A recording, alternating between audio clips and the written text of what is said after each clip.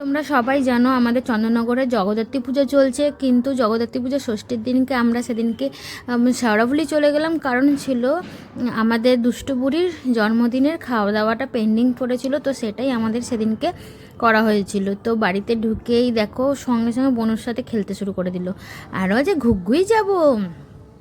তারপরে একেবারে দুপুরের খাওয়া দাওয়া কমপ্লিট করে বিকালবেলা আমরা মেয়েদেরকে জামাকাপড় পরিয়ে রেডি করে দিচ্ছিলাম, কারণ কেক কাটা হবে বলে।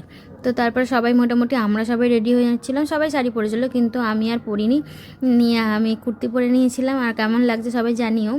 আর দেখো এখানে কি সুন্দর ডেকোরেশন করেছে হচ্ছে সুজয়, আমার ভাইয়ের বন্ধু। তো আমার মেয়েও বেশ ভালোই হেল্প করছিল, সবাই মিলে মোটামুটি হেল্প করছিল।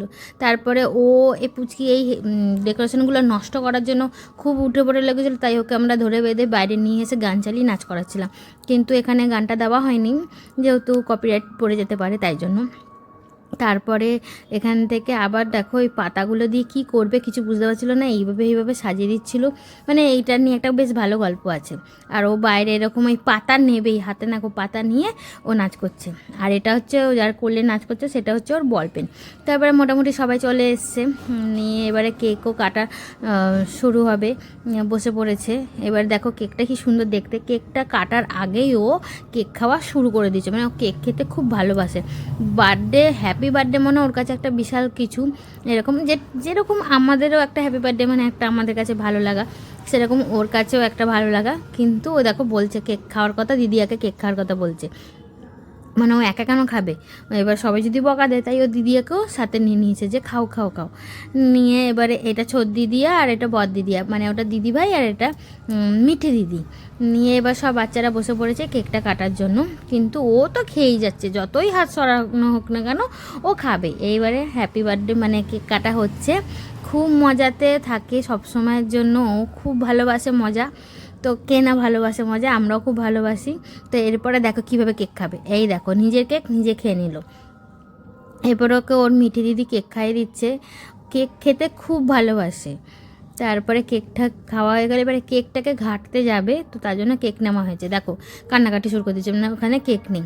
এরপরে হচ্ছে ওর বাবা, এটা হচ্ছে দুষ্টুর বাবা মানে আমার দাদা। তো ওর মানে দাদারও বার্থডে ছিল, সেই সময় কেক কাটা হয়নি, তাই জন্য বাবা আর মেয়ের বার্থডের কেকটা একই দিনে কাটা হলো। তো এবারে এই কেকটা দেখে তো আরও মজা, এবারে এই কেকটা কাটবে। নিয়ে এই কেকটা এখন কাটা হবে। তারপরে এই দেখো কাটছে। আর আমাদের এখানে বাচ্চাদের সংখ্যা বেশি, তাই জন্য সবাইকে নিয়ে একসাথে সবাই কেক কাটছে। আর খুব মজা করে এই কেক কাটিংয়ের ব্যাপারটাতে, ওর খুব ভালো লাগে। নিয়ে এবার দেখো ও কী করবে, দেখো এই খেয়ে নিল। মানে ও কেক খেতে খুবই ভালোবাসে। আর এই কেকটা না হেভি ছিল খেতে, মানে আমাদের খুব ভালো হয়েছিল, কফি ফ্লেভার টাইপের, দারুণ খেতে ছিল। এরপরে কেক কাটিং হয়ে যাওয়ার পরে সবাইকে কেক কাটা মানে খাইয়ে দেওয়া হচ্ছিলো বাচ্চাগুলোকে। দেওয়ার পরে এখানে আর রাতের আমাদের ক্লিপ নেওয়া হয়নি। নিয়ে আমরা কী করেছিলাম প্ল্যান করে, আমার ভাইয়ের বিয়ে হয়েছিল, তাই জন্য মানে 1 বছর হয়নি, ওদের বাড়িতে কার্তিক ফেলেছি। নিয়ে বাজি ফাটি ফাটিয়ে আমরা বেশ ভালোই মজা করলাম। এবার আমরা চিঠি লিখেছি, অনেক কিছু দাবি করেছি।